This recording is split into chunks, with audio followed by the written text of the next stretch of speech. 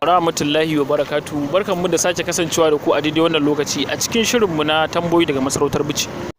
Idan wannan shine farkon zuwan ka wannan channel baka danna mana alamar subscribe ba, ka daure ka danna mana alamar subscribe.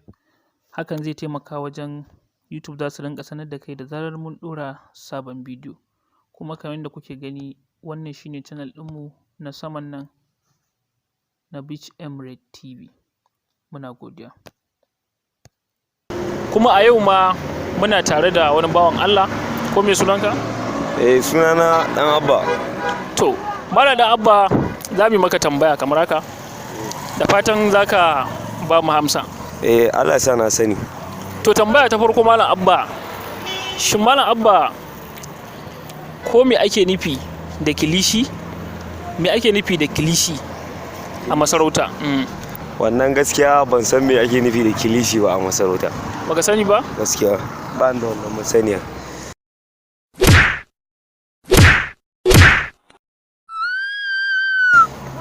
To Malam Abba, tambayar da za a yi ma ta biyu shine lissafo mana mukamin masarautu guda uku. A kowace masarauta ka san akwai mukami na masarautu da sarki yake naɗa a hakimansa ko kuma yake naɗa wasu. To lissafo mana mukamai guda uku wanda ka sani na sarauta. Na san akwai hakimi. Ɗaya kenan? Akwai dagaci. Akwai mai unguwa ga. Su shi wanda ka faɗa? To masha Allah Malam Abba, muna godiya da amsa wannan tambaya da kai mana. Sunana Bangis. To Malam Bangis, kai memba ne na wannan masarauta ta Bichi Emirate? Gaskiya ne. To alhamdulillah, Malam Bangis zai ma tambayoyi guda biyu. Ka shirya? Na shirya. Tambaya ta farko, ko za ka iya gaya mana mukaman da sarakuna suke bawa hakimai a fada guda uku? Mukaman hakimai a masarauta guda uku. Zan iya. To lissafo mana mu. Mukaman dai da sarki yake bayarwa a masarautarsa, kamar in za a yi zama na ɗaya, zai ware wanda za a yi su uku. Ko da baya nan, zai zo za a aje wani wakilinsa kenan. In ya aka aje wakilinsa ko baya gari, shine wannan wakilin. No. Malam Bangis, tambaya ta biyu ita kuma take cewa menene mukamin ko kuma wane ne kilishi a masarauta? Waye kilishi? Me ake nufi da kilishi?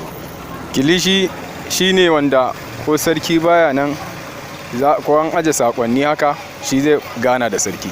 Shine kilishi? Shine kilishi. To madalla Malam Bangis, muna godiya da ka amsa mana wannan tambayoyi. Na Musa Ibrahim Salisu.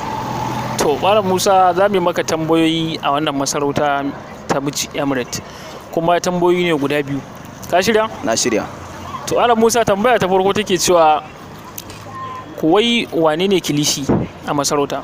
To wannan dai ina ji ana magana kilishi, amma gaskiya ba ni da masaniya akan wane ne kilishi. Ba abin da aka iya cewa akan shi? Gaskiya ba abin da zan iya cewa akan sa, saboda gaskiya ban san abin da ake nufi da shi ba, amma tabbas ina ji dai ana magana kilishi.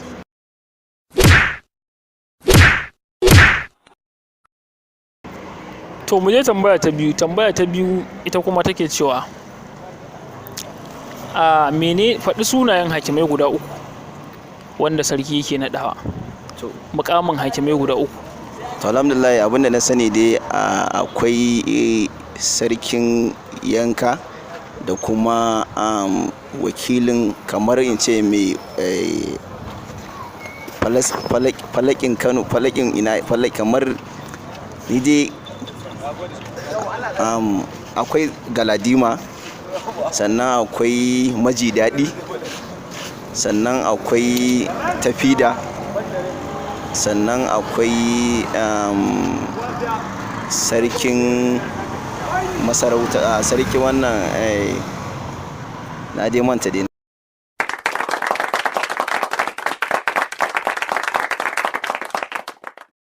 To shikenan da iya wanda aka iya lissafo mana kenan. Su ne iya wanda zan iya lissafo. To madalla, muna godiya.